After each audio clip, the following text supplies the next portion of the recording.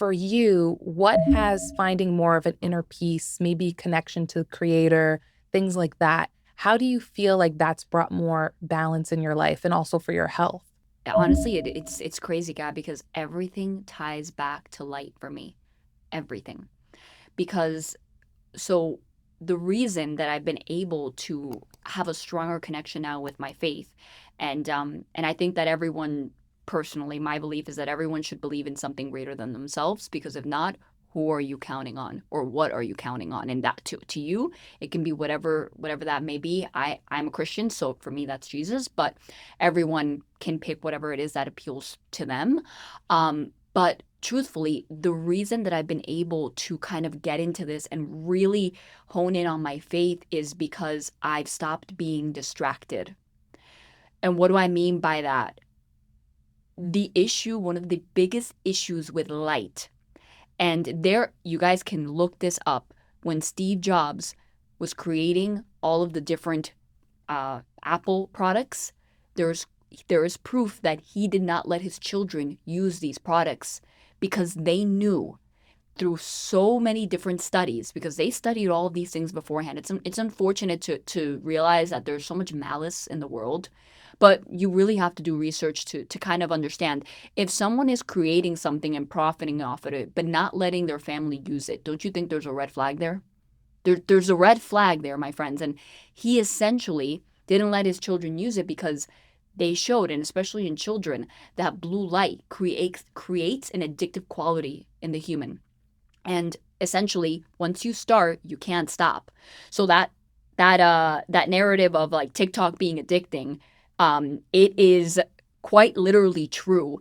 And not just because what you're watching is interesting, but rather because your dopamine system is being hijacked by blue light. So blue light feeds your dopamine system the way that junk food does, the way that artificial sugar does. It works on a very basically the same pathways of the brain. And so when you start, it's very hard to let go. And that's why so many people are addicted to their phones, to TV shows, to screens, to all of these different things. And when you are giving your attention fully to football on Sundays, The Bachelor, to whatever it is, the TikTok creator that's talking about their personal life, whatever it is, right?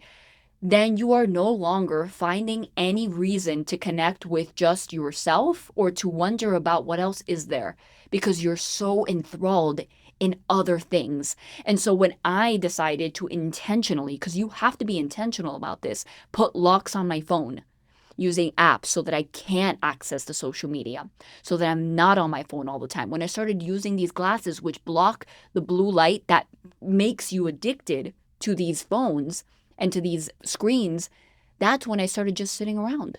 And so, what happens when you sit around? Guess what?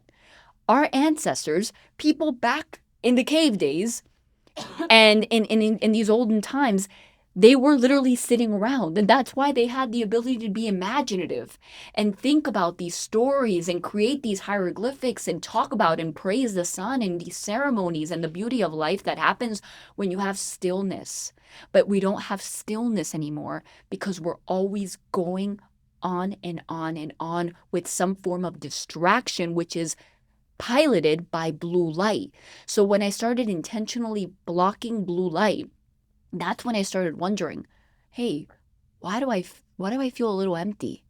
Why am I sad? Why do I actually enjoy these people in my life? Am I aligned with what I'm doing every day? And let me tell you, it's an ugly wake up. There's a lot of tears because when you stop the distraction, you have to deal with what's going on. And when you have to deal with what's going on, that to me is when you seek a higher power because you can't do it all alone. And that's when I started going to church, and that's when I started finding my faith and kind of putting my trust in something bigger than me. And it gave me a lot of peace. And so to me, the key, and if anyone's interested in kind of pursuing or connecting with something more than themselves, you're going to need silence. And that always ties back to light. So that's really where I saw the biggest jump in my faith, Gab.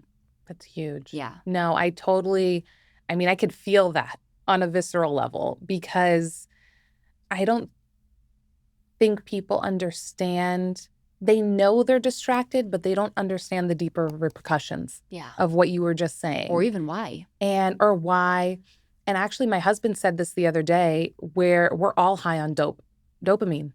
Yep. It's one of those things that I feel like women in particular, the reason why women suffer more with depression than men do is because dopamine isn't our main reward system.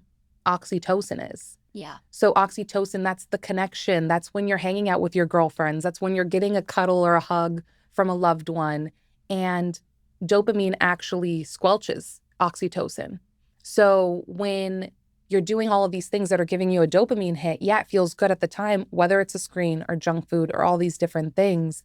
But it's actually taking away for a woman the feeling of feeling more connected, which is much more important for us than it is for men. It's not important, but we need oxytocin even more so. Yeah. And that stillness that you were talking about, I feel like a lot of people, when I've talked about meditation, because that's a part of my practice, Yeah. is they always tell me, oh, I have so many thoughts, I can't, get silent, blah, blah, blah. And I'm like, it's not the point to necessarily get silent. It's just to really be away from the distractions so that you can sit with yourself, so that you can analyze some of these thoughts that are going through and process them. Because the issue is a lot of people, they have these different thoughts or they get all of this information on social media, but they don't actually process it. They don't sit with it and think, is that something that actually resonates with me, that aligns with my core values?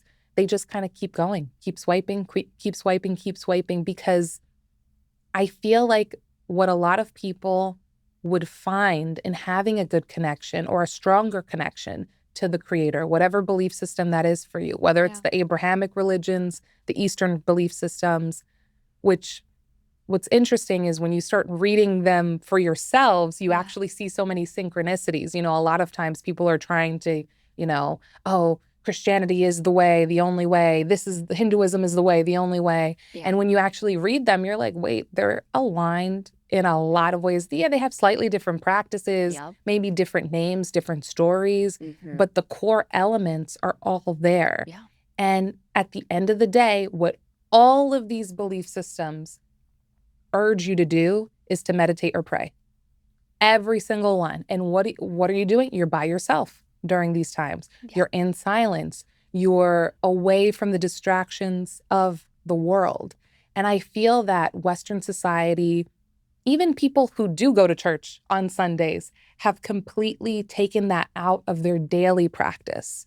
I feel Yep. like there are people who go to church on Sunday, they feel like they're able to fill up their cup in a certain way, their spiritual cup, but they don't pray every single day. They don't read a passage from the Bible every single Yeah. day. They don't have these times where they're able to sit with themselves to connect to the creator. And that's actually why when I was in Turkey last year, you hear the call to prayer every few hours.